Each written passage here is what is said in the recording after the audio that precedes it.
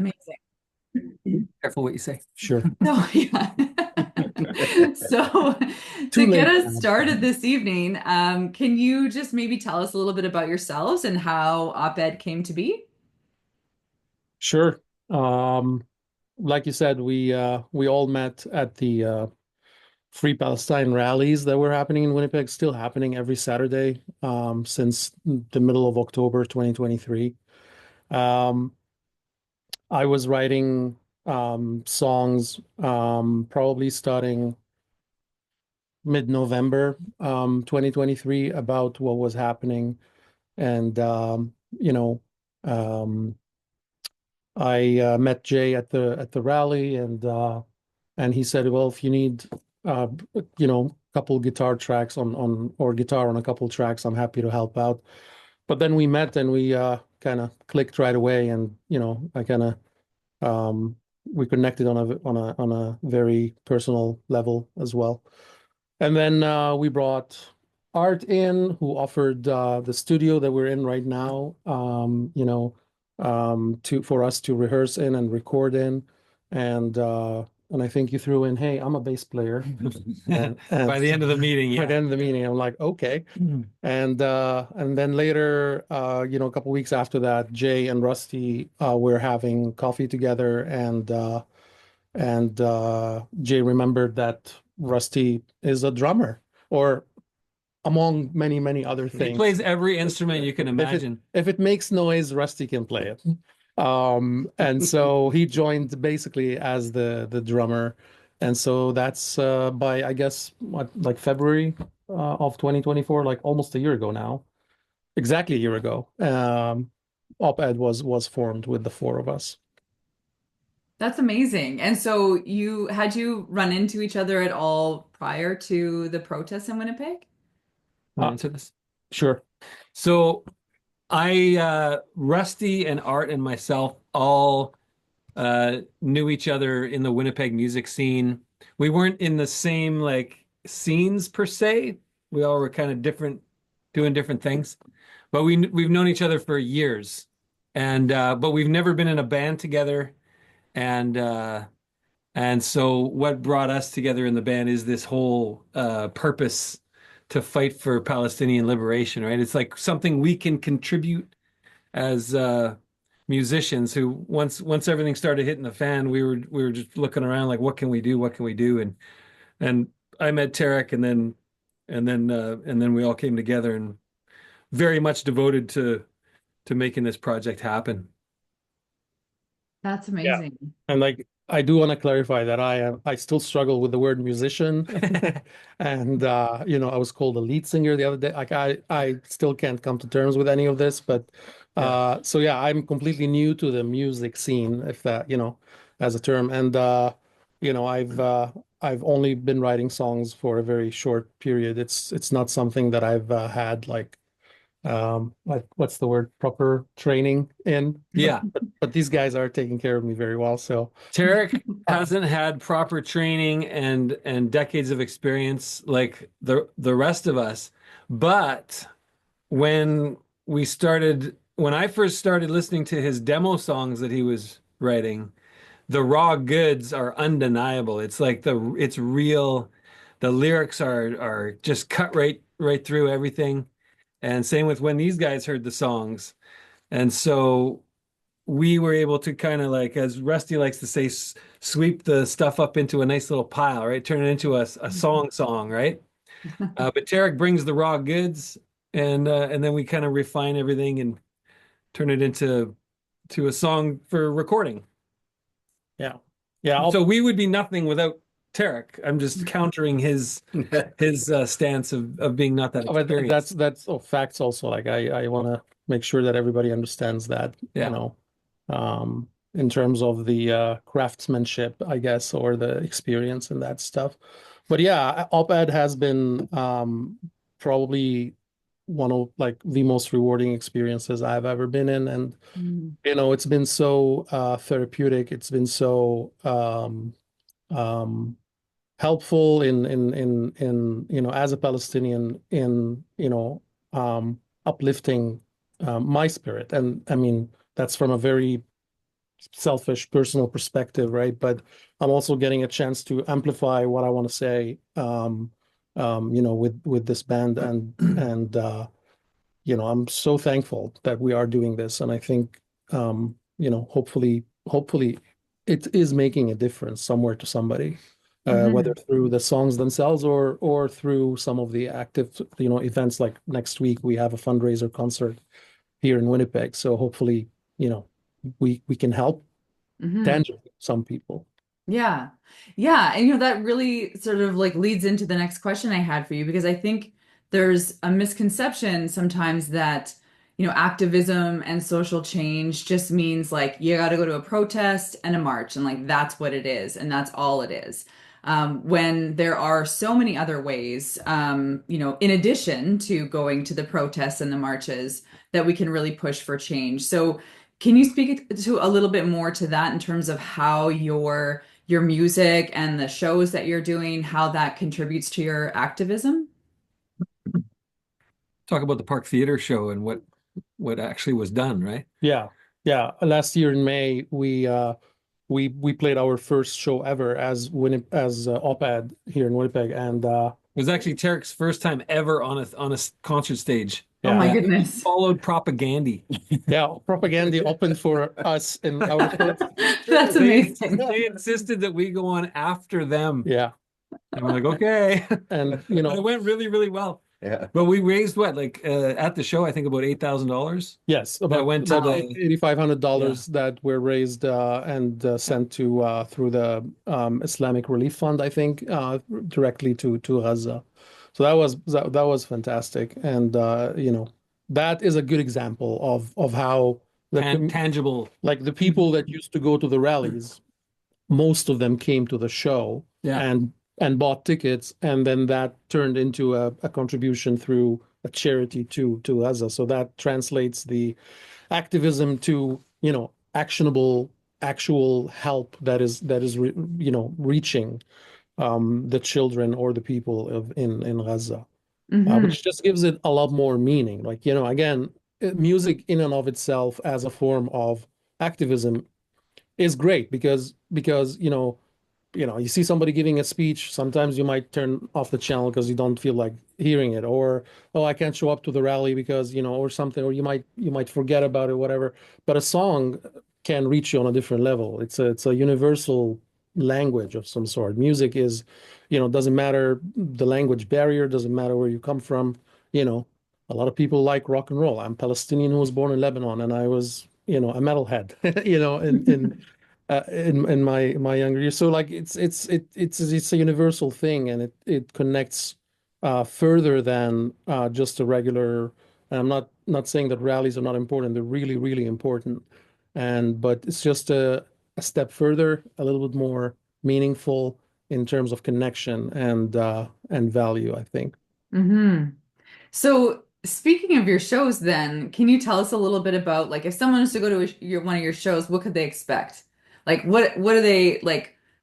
What do you want? How do you want people to feel when they leave your show? What can they expect when they walk into one of your shows? Like, what's the vibe? What's the energy like?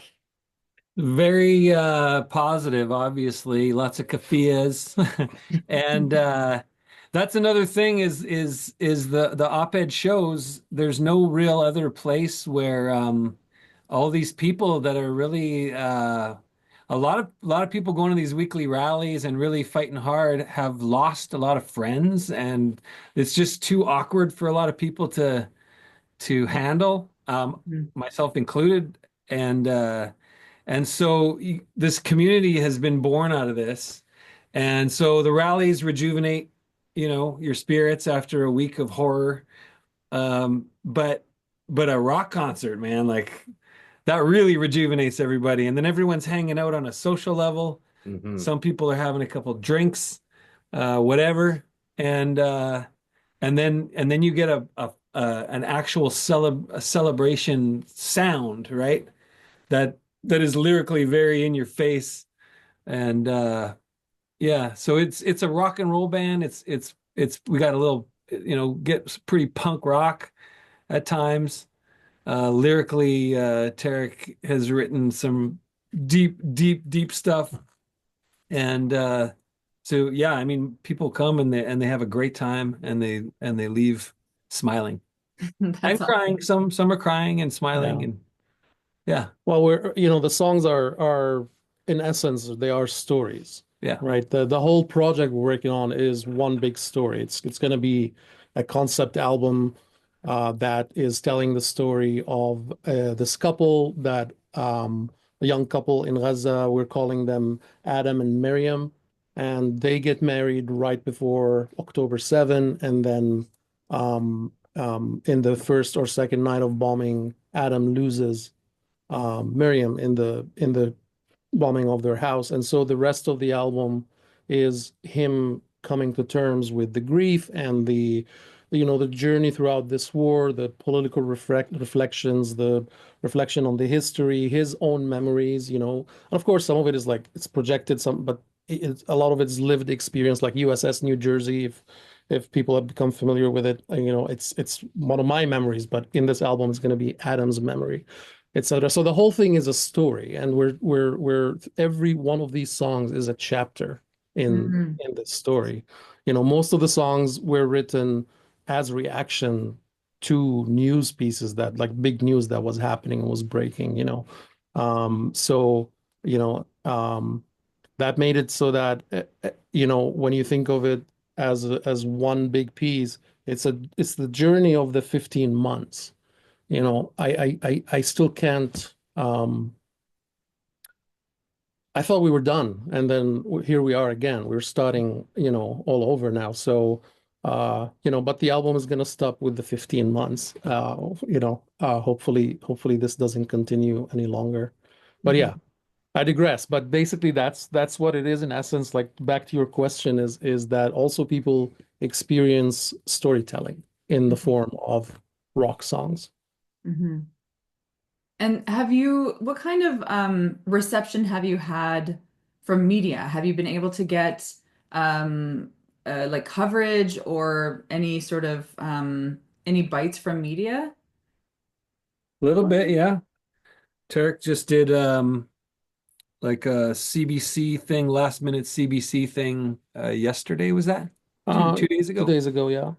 They um they reached out to him because Israel started going crazy again, bombing, and they wanted a Palestinian perspective, and just knowing about the band, I guess they reached out to Tarek to ask about, oddly enough, how Israel just broke the ceasefire, even though they did it every single day during Right. what they called a ceasefire. But Right. anyway, yeah, so he was on that. Then there's some college radio stuff. Um, Yeah, I did the University of Manitoba last week and we have a U of W one on on Tuesday, Tuesday, yeah. University of Winnipeg. Yeah. You're busy. Busy, yeah. Yeah. Yeah, and I mean right now I think it's also tied to this fundraiser show that we're doing next Friday. Can you talk a little So bit more about that show? so we're trying to raise money through the Palestinian Children Relief Fund, which is a group that is very active on the ground in Gaza right now, and they focus on children, which is really important to me and to us. Like a lot of the themes in our songs have been focused on the children as well, as I would imagine, for a lot of people, from the footage that comes through, usually that's what kind of hits you the most on a very, internal level. But yeah, so we are putting together a show. We're going to be joined by a friend of ours who plays under the name of um, Old Man Hat. Old Man Hat. Uh, he's going to open the show with his acoustic folky songs, and then Very much a protest yeah, songwriter, he's a big activist as well. Like heavy he's duty. definitely heavy duty, and then he'll be followed by Molly Grub, which is a well-established local band. Kind of like a what would you call their sound? They're like a alternative Yeah, like indie indie. rock, Yeah, kind of indie. yeah. Yeah. 90s So they'll be sounding. really cool. I really like their music. I've been listening to it a lot, and then we will follow. So it's like a three-act concert or show, and last minute when we were putting it together, I realized, oh my God, it's going to be Ramadan still. Like the last 3 days of Ramadan. So we I spoke to one of the Syrian restaurants here in the city, and they agreed to participate by making shawarmas for the if people want to break their fast or just want to have an experience of the food. And that also, like everything in the show in terms of the tickets, the food, we will be selling band t-shirts as well. I was supposed to pick them up today, but I Oh, you couldn't. didn't? I didn't, sorry. And everything, all the proceeds will be put into this PCRF, the Palestinian Children Relief Fund fundraiser link, which is also available for people who can't come to the show but want to donate. If you go to our Instagram page in our bio, you can find the link. It's there, so it's available to direct donate as well. And yeah, so that's what's happening next Friday, and it's going to be at the West End Cultural Center, which is something I am very excited about. The guys always joke that I only play theaters. Um, for someone who's literally come off the street and started doing this, I haven't had to work my chops at a bar or anything like that. So that's Play some Skinner. I played the Straight Park to the big Theater and then leagues. side Play stage theater. Tragically Hip. Next up is the Burton Cummins Theater for anybody who knows. His Yeah. first show is a sold out Park Theater. It's like 600 and something capacity. Yeah. But Propaganda was on the bill. It sold out in like 20 minutes. And that was Tarek's first show. What a spoiled brat. That's awesome. So have you then met a lot of other musicians or other artists that are using their work to, advocate for Palestine in ways that are sort of outside of the kind of letter writing, protest, marches, that kind of thing? What, that song? With Yeah, you did a song From the with East? with Carrie. Oh yeah, with Jen Grant. I Jen made Grant, yeah. yeah, I made a song with Jen Grant about a year ago, just over a year ago. Jen Grant and her husband Dan Ledwell. They reached out to a bunch of musicians across Canada to try to put together sort of a group recorded song called Ceasefire Now that she had written. And I worked on that with them, and that was just before I met all you guys, or we had met, but Yeah, before this before band this came together. Yeah. That was sort of my first opportunity to do something that, used my skill to try to give back. It became international too, right? Musician wise? Wasn't there Yeah, some Irish and it was, yeah. yeah. A lot of musicians were involved, and like Where the Peace uses the song all the time now in their posts on Instagram. And Jen is a like an Yeah. artist, right? So she made portraits of like Bizan and Motaz back when he was still in Gaza, and Plestia, and then auctioned them off online and raised tons of money for like PCRF or other relief organizations. I know she's in Halifax, I think. Yeah. And they have like craft events where they all bring art and stuff and sell it all and donate all the money, and then locally a lot of musicians at the rallies, a lot of musicians not at the rallies. If anyone's watching this in Winnipeg, where are you guys? But it's a lot of musicians, a good dozen or 20 or so over the last 15 months that would come kind of regularly. Maybe not necessarily being loud online or whatever, but some a mixture of both. Some just showing up in person. Mhm. Everyone just kind of trying to do what they can. Mhm. When there was like 5 bands at the Park Theater show Yeah. too, that was a So really Nikki Maida, yeah. Yeah. who's at like every rally pretty much, and she Death performed Yeah, Death Cassette. Death Cassette. The Daniel Roy was playing percussion with Nikki Maida. yeah, Mariachi Ghost. Mariachi Ghost. yeah, Yeah. and Propaganda. Wonder. Also. Yeah, Wonder. Oh my God. Wonder, yeah, Wonder. Wonder with double V. Yeah.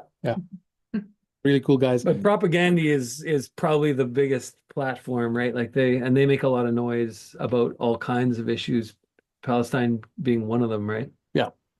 Yeah, and like as the contact person of the band, I get a lot of also like messages saying, "Hey, we'd love to play with you. I'd love to, to play with you next time you do something like this," or people reach out and say, "Hey, I met such and such, but at a concert or something, and they said, oh yeah, they'd love to do something." So I think there is interest.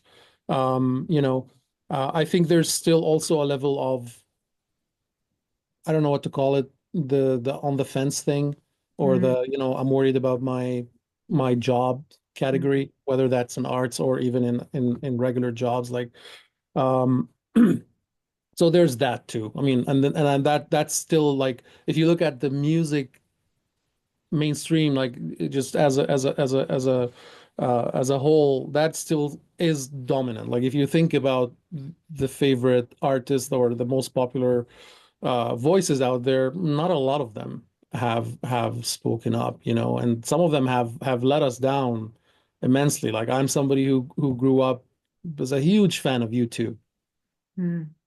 you know.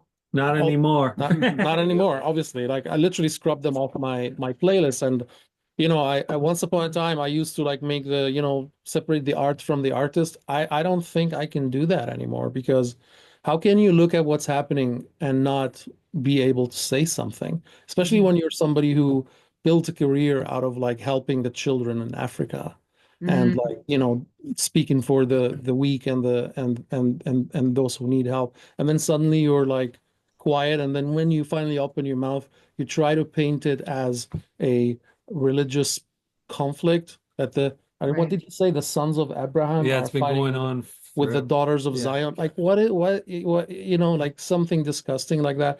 Like, so it just shows that, it's And disappointing, but Bono being one of the things that I really started thinking about in late 2023 was being a kid. When I first learned about apartheid South Africa was the music, the Live Aid. I'm not going to play Sun Yeah. City. The who was the guy Van Zandt, Stevie Van Steven Zandt. Van Zandt, yeah. So and like Bono's in that.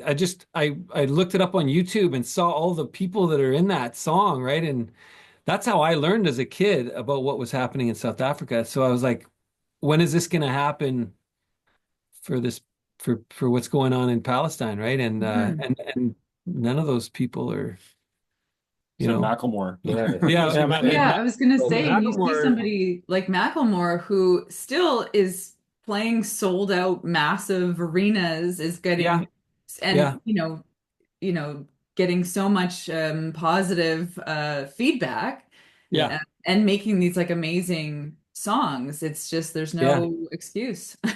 Yeah. It's so disturbing and gross to see someone like Taylor Swift, with all that influence and just like would rather just not lose money, Hmm. would rather make more money than try to make a difference, like you're not rich enough yet. I don't know. It's just disturbing, absolutely Hmm. disturbing. Yeah, you really kind of wonder like to what end? Yeah, Yeah. yeah, What's I your see end Veb's game? comment there. I think she's talking about Radiohead. yeah. Radiohead, another, yeah. Nick Cave again. Yeah. Oh, There's been really? some letdowns, unfortunately. Yeah. Yeah. So Bruce Coburn? Coburn. Oh, Dang. Bruce. All right. Well, I want to Bruce open up has Bruce has said nothing. He said didn't say nothing. anything Yeah. active or just, yeah. Thanks, Bev. Call him out. Yeah. Bev's doing the good work Yeah, here. I mean, Bruce is known for like he wrote If I Had a Rocket Launcher, right? Like I remember that when I was a kid. Hmm. He's known for speaking out and no, not gonna do Yeah. it.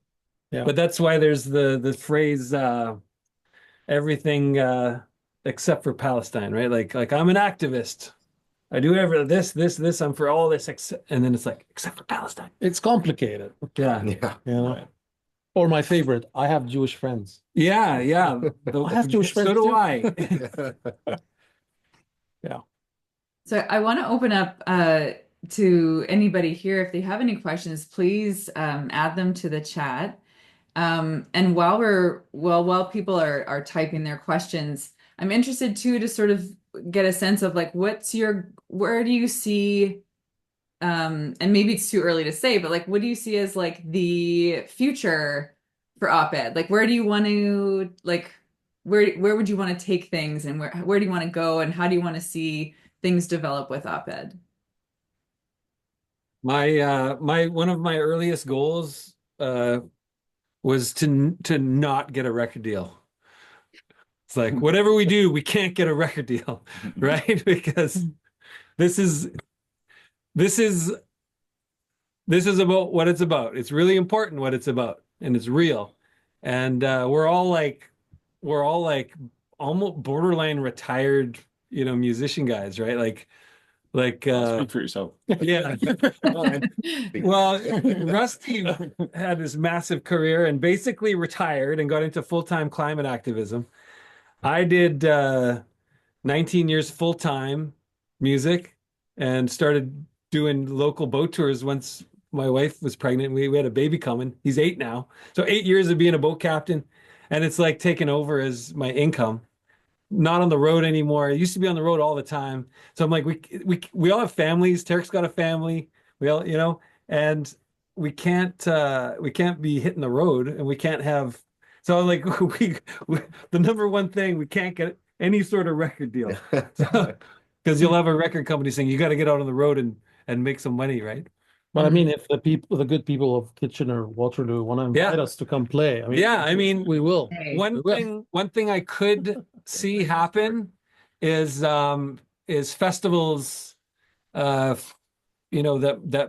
like the music and like the live show, maybe saying, hey, we need this at our show, because it's only going to be a matter of time until every festival that refuses to say anything about this It's going to is happen. going to be saying Yeah. we need to have this representation, right? So maybe we'll end up, doing some weekends out of town or something. But Mhm. yeah, Let's say hi to we're not Walter. getting an event. Oh, Walter. Hi, Walter. Hi, Walter. That's my kid. He says hi, Papa, and he calls them the Uncle Eds. That's awesome. Yeah, and So, someone mentioned Ziggy Marley too. Yeah, no kidding, eh? mhm. Very disappointing.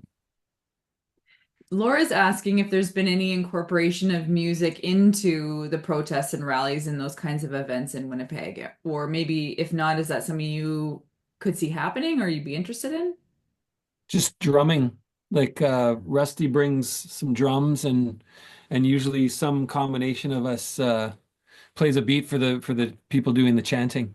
Mm. A little call and response type stuff. But that's been it so far.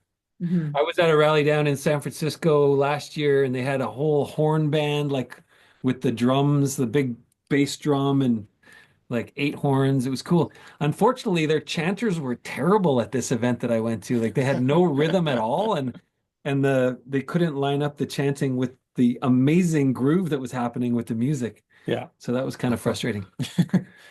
But here we got good chanters, really good chanters, and good drums. That's amazing. Yeah. Yeah, exactly. You need the good call out drummers for a protest march. Totally. Yeah. Yeah. So I'm gonna, does anyone else have any other questions for op-ed? Well, we have them here with us.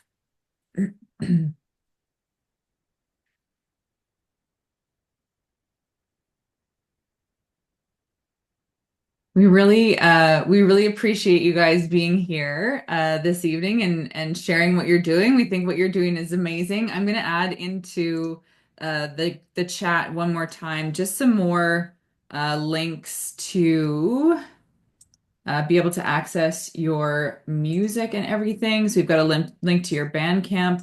One of the things I wanted to ask, and this is just maybe for myself as much as it is for maybe other people that don't know so much, but you share your music on every platform except for Spotify. Yeah. Can you speak to that a little bit? Like, what's the reason behind that? Well, because once you're an activist, you don't know when to stop. Well, Spotify treats artists poorly. The pay structure is not fair. And basically, as far as I'm concerned, and I know the guys agree, Jay had his music pulled from there a long time before op-ed, but I think it's just theft, and they're under the pretense of, well, we'll give you reach because everybody listens to us. We're the biggest platform. We're gonna end up paying you peanuts for your songs. Hmm. Not that we're again, and we're this is just a labor of love for us. We're doing this, not for money, but as a statement on that. And then add to that that they have very strong partnerships with Israeli companies. So Oh. I think they should be on the boycott list. I encourage everybody to look into their partnership with I think they're called Riverside. They're also partnered with I can't remember who, but it's like the biggest chain of FM radio in Israel. Mm. And I know that their CEO, is not somebody who is supportive of Palestinian rights either. So Hmm. there's many reasons, but you know, um, we don't need them. We're a Absolutely not. grassroots band, and you know, our really big connection has been happening on Instagram. Mm. Now, and I know, sorry, Barry. Nope, no, we're all good. Um, if you dig deep into all these platforms, you're going to find problems Of similar course. to the problems Yeah. I mentioned, but Spotify is the biggest one, and we chose not to be on it because we're not gonna subscribe to that. Sorry. Hmm. I originally took the perp stuff off of Spotify when Neil Young said it's me or Joe Rogan. I don't know if you remember that. It was a few years back. And and then so they said, okay, we'll take Joe Rogan. And I was just like, wow, man, like this is this is like everything wrong, like capitalism, right? It's like it's just this awful trajectory that's it's only going to get worse and worse and worse and worse. And I was like, you know what? I don't make enough from Spotify to like it's not going to like kill me, right? Hmm. So I took the perp stuff off, and I think there's still a compilation album that we're on that has it's on Spotify, but I have no control over that. But yeah, it's just kind of a principle, and I'm again like you, all you can do in life is lead by example, right? So I'm just I just it would be great if and it's not going to happen, but if all musicians realize that you're just feeding this beast by signing up for Spotify. I don't if you get a couple $100 a month from it, figure it out somewhere else because for every couple $100 they're paying you, they're just taking so much, right? Hmm. And if it gets to a point where they have any sort of monopoly or whatever, then everyone's doomed. They'll just be like, we can't pay you anything, right? We It's we all for what do you call that? for Reach, and exposure. consumerism, capitalism. We do have one track on Spotify, and it's called "Let Me Tell You Why We Are Not on Spotify." So you can Very influenced by the Dead Pioneers. you can check that out. Little spoken word. Yes, very influenced by the Dead Pioneers. That's amazing. It was a great band. I would recommend that for everybody. The Dead Pioneers. They're an indigenous-led band from Utah, I think. Is that where Is he's it? from? Yeah. I think so. Yeah, and they're currently working on the second album. It's going to be released soon. Kick-ass band. I definitely highly recommend them. Awesome. Well, I think we have maybe time for one more question, if that's okay with you guys. Midril is asking, she'd like to hear more about how you maintain hope in these times and how you keep working on your activism. Well, I was talking about that at the interview on the CBC that I was mentioning earlier. Um, I call it the Palestinian identity. We have it's like when you look at the people in Gaza amidst all this and how they remain high-spirited, how they remain together, how they care for each other, how you can see still hope in their eyes. Ceasefire happened on a Sunday night, Monday morning, there were dance videos coming out of Gaza, like Debke videos and stuff like that. That's the Palestinian identity. It's built around hope. We have no choice but to be hopeful. Can't give that up, and you have to continue to lead by example, by love, by compassion and hope, because to me, that's what the Palestinian identity is. It's not a nationality. It's not, we have a song called Jesus Was a Palestinian Man, which we got a little bit of heat for, I guess, here and there. But, we're not saying that Jesus was a Palestinian man DNA wise. I don't care about that. I'm not arguing something that happened 2,000 years ago, if it happened at all. It's about the identity of Jesus and how he's been turned into this, you know, different figure today to what supposedly he stood for. Complete opposite, right? And also what it means to be Palestinian. So, like, when we say Jesus was a Palestinian man, we're talking about standing up to oppression, standing up to the colonial power of his time. He led a political revolution against the Romans, right? And paid his life for it. So, like, doesn't get more Palestinian than that, in my opinion. So I don't know if I answered your question. I have a habit of going all over the place. ADHD incorporated. No, that's fantastic. And that's like, well, what a great way to sort of like wrap things up. I feel so inspired. It's been so fantastic to have you guys here. We really, really appreciate you sharing your time and sharing your energy. Maybe if you have time for this last question, Yeah, Natalia. they're jealous. Natalia's Oh, I asking can about suppose you could activist shoot it. music groups and how they're treated amongst their peers.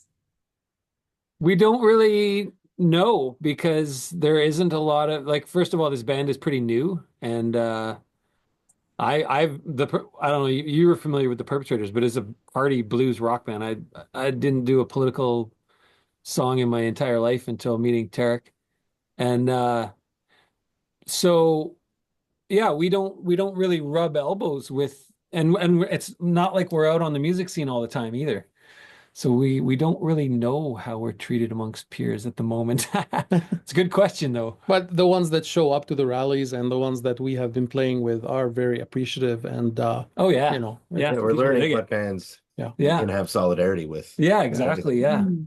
But Yeah. I do mean it. I think the other ones that don't are jealous. They're just like, I wish I could do this.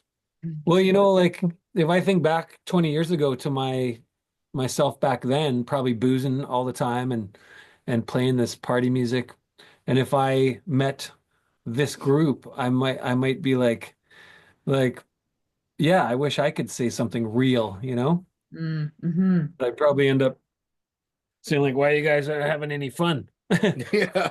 But but the thing is we do have a great deal of fun. Like this is the most fun and rewarding band I've ever been in.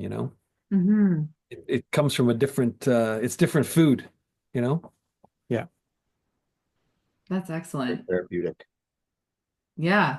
Music is activism and music is therapy. That's so great. So you guys, again, thank you so much for being here with us, for sharing your time and your energy. I encourage everybody on this call, go check them out. Maybe Madrula, if you can post those links again, just so everyone's got them to their Bandcamp, and we've got your Instagram and Linktree and everything.